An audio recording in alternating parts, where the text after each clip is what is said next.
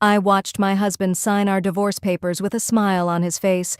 His mistress laughed beside him, adjusting her white dress like she was at a wedding. They had no idea what was coming. When my brother walked through those courtroom doors with 20 security guards behind him, the color drained from their faces. I leaned forward and whispered to Daniel, "I warned you. What happens next will blow your mind. The revenge, the secrets, the complete destruction of everyone who betrayed me. Don't skip a second because this story gets crazier with every minute. Let's begin. My name is Miriam, and 3 years ago, I made a decision that would change everything. I decided to hide who I really was. You see, when my father passed away, he left me something most people only dream about: an $8 billion tech empire. Yes, billion with a B, Hartley Industries. Maybe you've heard of it? Maybe you haven't. At 29 years old, I became one of the richest women in the country, and absolutely nobody knew. I had watched my father's life. The fake friends, the gold diggers, the people who smiled to his face while calculating what they could take from him. I saw how lonely he was despite being surrounded by hundreds of people. When he died, I made myself a promise. I would live differently. I would find real love, build a real family, experience real life. Not the fake, polished, transactional existence that comes with being a billionaire. So I did something crazy. I handed over the daily operations to my older brother Adam. He's brilliant, trustworthy, and understood exactly what I wanted. My father's advisor, Mr. Harrison, a man who had been with our family for 30 years, managed the investments and legal matters. They ran everything while I disappeared into normalcy. I rented a small apartment, started shopping at regular stores, and lived like any other young woman trying to figure out her life. That's when I met Daniel. It was at a tiny coffee shop on a rainy Tuesday morning.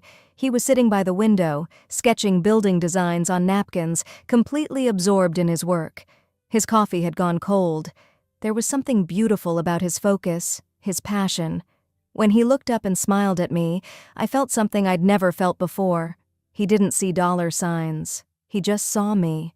We talked for 3 hours that day. He told me about his dreams of becoming a great architect, of designing buildings that would make people feel something. He was a junior architect at a small firm, struggling but hopeful. I told him I was between jobs, figuring things out. It wasn't technically a lie. We started dating, and for the first time in my life, I felt normal. I felt real. A year later, we got married in a simple ceremony at a courthouse. No fancy wedding, no media coverage, just us and a few friends. Daniel had no idea that the woman who promised to love him was worth more than he could ever imagine. And that's exactly how I wanted it. When our daughter Sophie was born 2 years into our marriage, I thought I had finally achieved it. The perfect, normal, happy life. I played my role perfectly. Every morning, I'd wake up early, make breakfast, get Daniel ready for work. I'd spend my days with Sophie, taking her to the park, reading her stories, being a mother. But here's what Daniel didn't know. While Sophie napped, I was making billion-dollar decisions on my laptop. While he thought I was at book club on Thursday evenings, I was attending board meetings through secure video calls. The apartment we lived in? I owned the entire building. His architecture firm that started landing bigger and bigger clients? I was his biggest anonymous client, funneling projects to him through shell companies. I built his success while letting him think he built it himself. Because I loved him. Because I wanted him to feel proud, accomplished, worthy. I wanted him to love himself the way I loved him. Our life was simple but happy, or so I thought. Everything changed about 6 months ago. Daniel hired a new assistant. Her name was Angela, and the moment I met her at his office party, I knew something was off. She was 26, beautiful in that calculated way, dressed in designer knockoffs that she tried to pass off as real, but what bothered me wasn't how she looked. It was how she looked at my husband, like he was a prize to be won, like I was an obstacle to be removed. She touched his arm when she talked to him, laughed too loud at his jokes, complimented him constantly. Daniel seemed oblivious, or maybe he pretended to be. He started staying late at the office. Big project, he'd say. Important client. I'd wait up for him with dinner getting cold on the table while Sophie asked why Daddy wasn't home to read her bedtime story. Then came the phone calls during dinner. The mysterious perfume on his shirts that definitely wasn't mine. The receipts I found in his pockets for expensive restaurants I'd never been to. I'm not stupid. I knew exactly what was happening. But I wanted to be wrong. I wanted to believe in the man I married, the man I'd built everything for. One night, I couldn't take it anymore. Daniel had fallen asleep on the couch after coming home at midnight, claiming he'd been working. His phone was on the coffee table and I picked it up. I knew his password. It was Sophie's birthday. My hands were shaking as I opened his messages, and what I found destroyed me. Hundreds of messages with Angela. I love you. Can't wait until we're finally together. She's so boring, you deserve better. Photos of them kissing in his office, in his car, in hotel rooms. Plans to leave me once he figured out the money situation. Angela's message from just 3 days ago said, "Once you dump the housewife, we can finally live our life. I'm tired of hiding." I sat there in the dark, holding his phone, watching my marriage crumble in text message form. But here's the thing, I didn't cry. Not then. Instead, something cold and calculating took over. The businesswoman in me, the one who'd been hidden for 3 years, woke up. I took screenshots of everything and sent them to myself. Then I deleted the evidence that I'd been in his phone. I had learned from the best. My father always said, "Never react in anger. Plan in silence." The next morning, I confronted him calmly over breakfast. Sophie was still sleeping.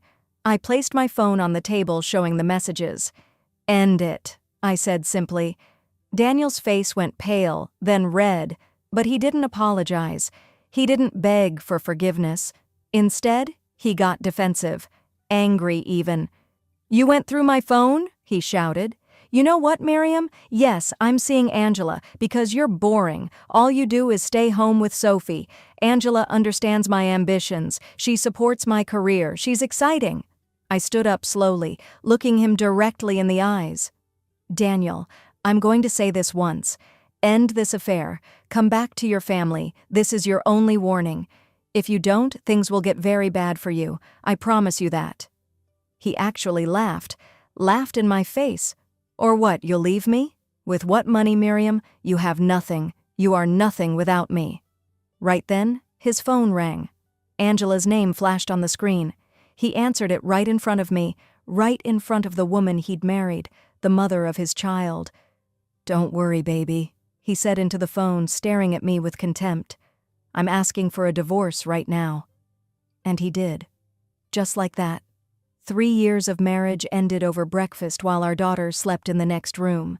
He said he wanted a divorce, that he'd already contacted a lawyer. "You'll get some child support, that's it. You contributed nothing to this marriage financially. The apartment is in my name. You can't even afford a lawyer. Just make this easy, Miriam." I said nothing. I just nodded. Inside, I was already 10 steps ahead, planning everything. Adam and Mr. Harrison were going to get very busy phone calls later that day. The next 3 months were the hardest of my life. Daniel moved Angela into our apartment before the divorce was even finalized. I had to take Sophie and leave, moving into what Daniel thought was a small rental across town. He didn't know I owned that building, too. Every time he picked up Sophie for his weekends, Angela would be there in the car, smiling at me like she'd won some competition. Daniel's lawyer was the aggressive man named Mr. Peterson, who treated me like garbage from day one. Phone calls where he'd say things like, "My client is being very generous, offering you anything at all." Court filings that painted me as an unemployed, uneducated woman who'd been living off Daniel's success. They were building a case to take everything, including my daughter. Finally, the court date arrived. I dressed in a plain gray dress, nothing special, no jewelry except my wedding ring, which I wore for effect. I drove myself to the courthouse in my regular car, while Daniel arrived in a new luxury sedan that I knew he couldn't actually afford. He'd bought it with money from a project that I had funded. The irony was almost funny. He stepped out wearing an expensive suit, new shoes, designer watch. Mr. Peterson was beside him, carrying a thick briefcase, and there was Angela, dressed in a white dress like this was her victory celebration.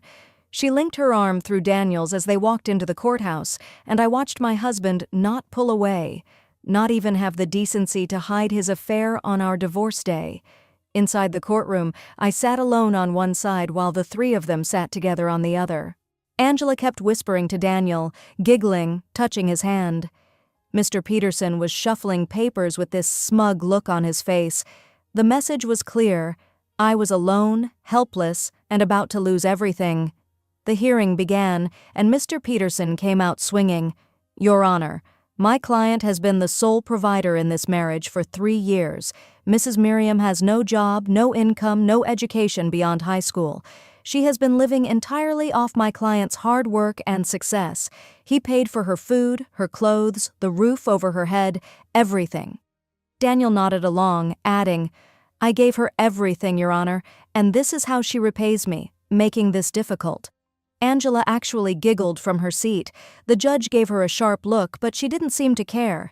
Mr. Peterson continued, "We're requesting primary custody of the minor child, Sophie.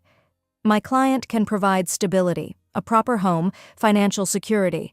The mother, unfortunately, has no means to care for the child adequately." My heart stopped. They were trying to take Sophie, my baby girl. I gripped the edge of the table so hard my knuckles turned white, but I kept my face neutral. Calm. I'd learned how to control my expressions in countless board meetings. This was just another negotiation, except the stakes were my entire world. "We're offering Mrs. Miriam $1,500 per month in support out of the generosity of my client's heart," Mr. Peterson said, like he was doing me some huge favor. "And supervised visitation every other weekend. We believe this is more than fair given her contribution to the marriage, which was essentially nothing." The judge looked at me with what I thought was pity. "Mrs. Miriam, do you have legal representation?" Before I could answer, Daniel spoke up. "She couldn't afford a lawyer, Your Honor. That should tell you everything you need to know about her situation." Angela whispered something to Daniel, and he smiled.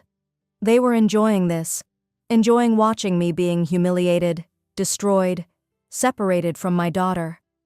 Mr. Peterson placed divorce papers on the table in front of me. "Your Honor, we'd like to expedite this. My client has been patient long enough. If Mrs. Miriam would simply sign the agreement, we can all move forward." The judge looked at me. "Mrs. Miriam, do you accept these terms?" I looked down at the papers, terms that would give me almost nothing, take away my daughter, and let Daniel walk away thinking he'd won. I picked up the pen slowly. Daniel leaned back in his chair, confident, victorious. Angela was openly smiling now, her hand on Daniel's shoulder. She mouthed to him, "We did it." Mr. Peterson said loudly, "Your Honor, she has no choice, really. She has no resources, no options. This is the best outcome she could hope for."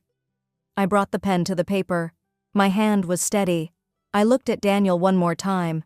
He was smirking.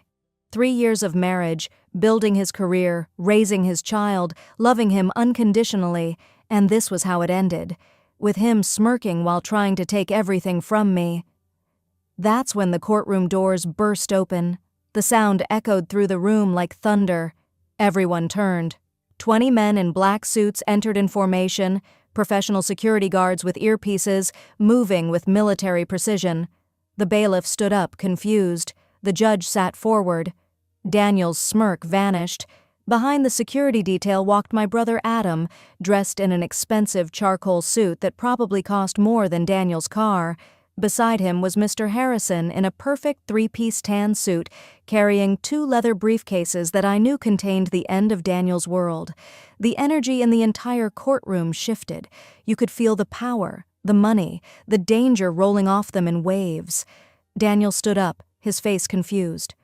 "What's going on? Who are these people?" I put the pen down slowly, stood up, smoothed my gray dress, and smiled. Really smiled for the first time in months. "I warned you, Daniel. I told you this would happen." The judge banged his gavel. "Order! Who are you people? This is a closed hearing." Adam stepped forward with the kind of confidence that comes from running billion-dollar companies before most people finish college. "I'm Adam Hartley, Your Honor. I'm Mrs. Miriam's brother and Chief Operating Officer of Hartley Industries. I apologize for the dramatic entrance, but we felt it was necessary given the gross misrepresentation of facts occurring in this courtroom. Mr. Peterson shot up. Your Honor, this is highly irregular. I object to— Mr. Harrison's voice cut through the room like a knife. Calm, measured, absolutely authoritative. I am Theodore Harrison, senior partner at Harrison & Associates. I represent Mrs. Miriam Hartley, and I think you'll find everything we're about to present is entirely regular and legal. He opened his briefcase and placed a document on the judge's bench. Your Honor, Mrs. Miriam Hartley is not, as opposing counsel has stated, an unemployed woman with no resources. She is, in fact, the sole owner and chief executive officer of Hartley Industries, with a current personal net worth of $8.3 billion. The courtroom went completely silent. You could have heard a pin drop. Daniel's face drained of all color. Angela's mouth literally fell open. Mr. Peterson looked like he'd been hit by a truck. The judge picked up the document, reading it carefully. His eyes widened. These are audited financial statements, property deeds, corporate filings with the SEC, all authentic, Your Honor, Mr. Harrison continued. Everything can be verified. Mrs. Hartley has been the sole owner of Hartley Industries since her father's passing 4 years ago.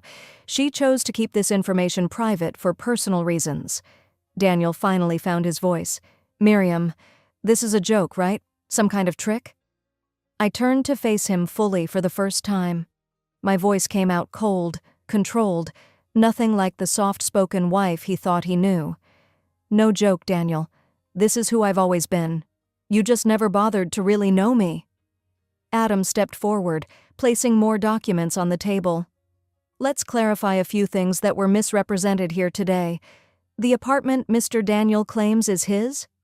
My sister owns the entire building, has owned it for 6 years. It's one of 47 properties in her real estate portfolio.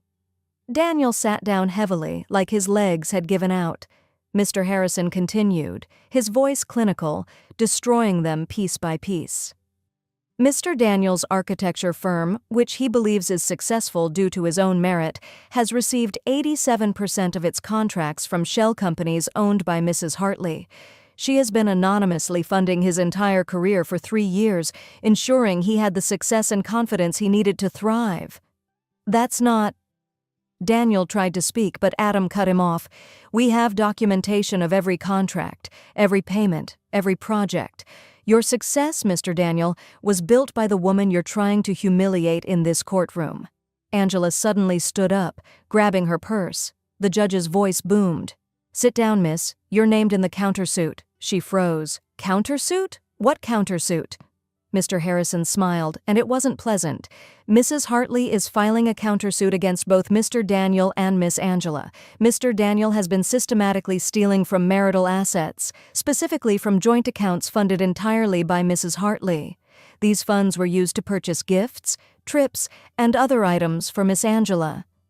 He produced more documents, receipts, bank statements, transaction records, $230,000 on jewelry, $100,000 on trips to Hawaii, Paris, and the Bahamas, $75,000 on a down payment for an apartment he planned to move into with Miss Angela, $25,000 in miscellaneous gifts.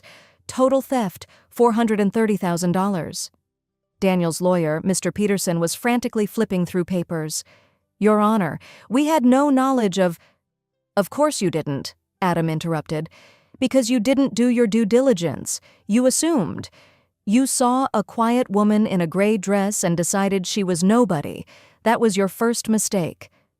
I finally spoke, my voice carrying across the courtroom. Daniel, I gave you everything. A home, a family, a career. I loved you for who you were, not what you had. I wanted you to love me the same way. But you couldn't do that, could you? You threw it away for her. I pointed at Angela, who was crying now, mascara running down her face. I warned you that morning. I told you to end it, told you things would get bad if you didn't. You laughed at me, called me nothing. Well, Daniel, here's what nothing looks like. Mr. Harrison laid out our terms. Mrs. Hartley is demanding full custody of Sophie, with Mr. Daniel receiving supervised visitation once per month, pending psychological evaluation. She is demanding immediate repayment of the $430,000 stolen, plus $500,000 in damages for emotional distress. She is demanding Mr. Daniel vacate her property within 30 days. Additionally, Adam said, and this was the part I'd been waiting for, effective immediately, all Hartley-funded contracts with Mr. Daniel's architecture firm are terminated. That represents 87% of his current business. We estimate he'll be forced into bankruptcy within 60 days. Daniel's face went from white to red. He stood up, shouting, "You can't do this! You can't destroy my business, that's my livelihood!" "It's private business, Mr. Daniel," Mr. Harrison said calmly. "We can terminate contracts at will. You should have read the fine print." "Miriam, please," Daniel's voice cracked. "Think about Sophie. She needs her father." I looked at him. This man I'd loved. This man I'd built up. This man who'd betrayed me in the worst possible way. "I am thinking about Sophie. That's why I'm doing this. She deserves better than a father who abandons his family for his assistant. Better than a father who steals from her mother. Better than a father who would try to take her away out of pure spite." Angela was sobbing loudly now. "Daniel, do something. You said she was just a housewife. You said we'd be together." Daniel couldn't even look at her. He was staring at me like he was seeing me for the first time. "I didn't know," he whispered. "Miriam, I swear, I didn't know who you were." "Exactly," I said. "You didn't know. You never tried to know. You saw what you wanted to see. A simple housewife you could control, use, and discard. But that was never who I was." The judge, who had been reading through all the documents, finally spoke. "I've reviewed the evidence presented. It's substantial and appears authentic. Mr. Peterson, did you verify your client's claims about the marital assets?" Mr. Peterson was sweating. "Your Honor, we relied on our client's representations." "Which were false?" the judge interrupted. "This court rules in favor of Mrs. Hartley on all counts. Full custody to the mother. Supervised visitation for the father, once monthly. Mr. Daniel is ordered to repay $430,000 plus $500,000 in damages. He has 30 days to vacate the property. Miss Angela is hereby ordered to stay 500 feet away from Mrs. Hartley and her daughter at all times." Daniel collapsed back into his chair. Angela was hysterical, her lawyer already gathering his things to leave. Mr. Peterson looked like he wanted to disappear into the floor. I gathered my things slowly, deliberately. My security team formed around me. Adam handed me Sophie's favorite stuffed rabbit that he'd been holding. "She's waiting in the car with the nanny," he said softly. "I told her Mommy would be home soon." As I walked toward the courtroom doors, Daniel suddenly fell to his knees, actually on his knees, in front of everyone.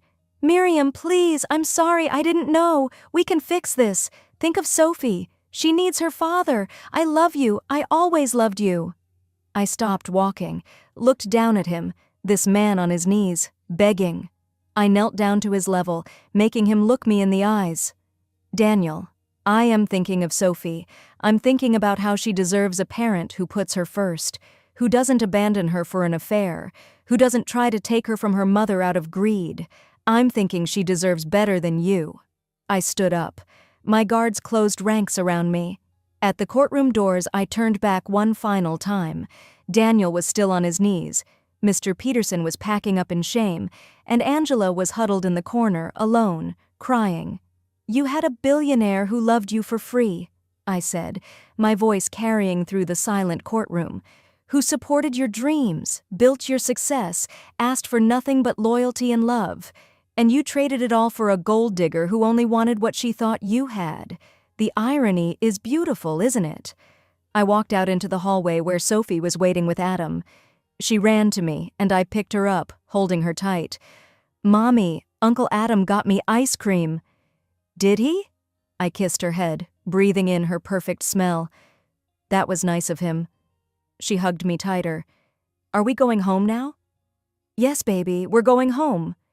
Behind me, I could still hear Daniel shouting my name, his voice echoing through the courthouse halls. Security kept him back. He would never touch us again, never hurt us again. That was 6 months ago. Life has changed dramatically since then. Sophie and I live in a beautiful penthouse downtown with floor-to-ceiling windows and a view of the entire city. She has her own playroom, filled with toys and books. Adam moved into the guest house to help with her, and she adores her uncle.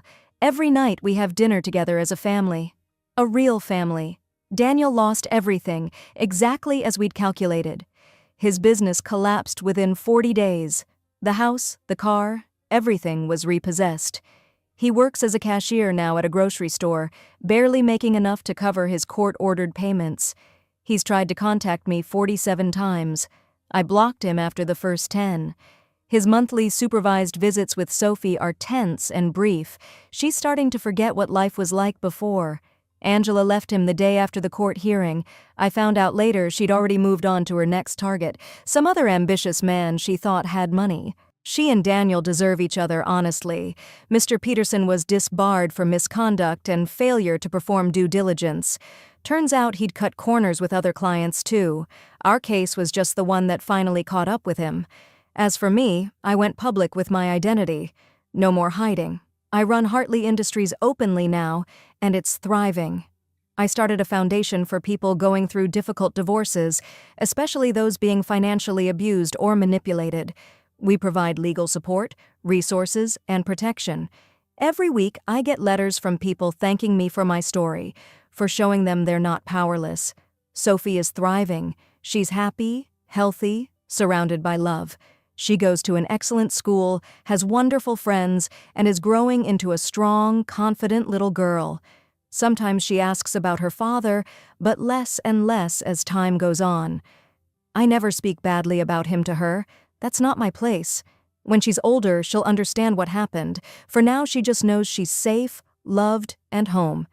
People often ask me if I regret hiding my identity from Daniel, if I wish I'd told him from the beginning. The answer is no. Because if I had, I would never have known the truth.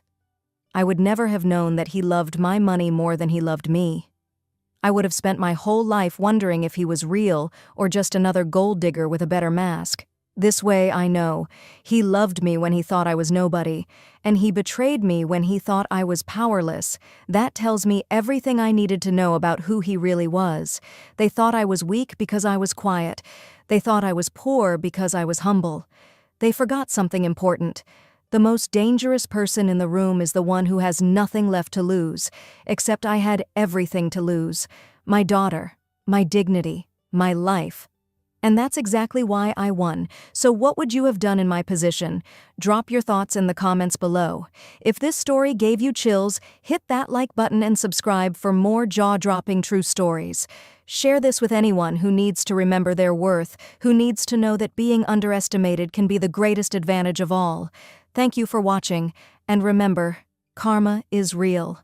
And sometimes, she's a billionaire.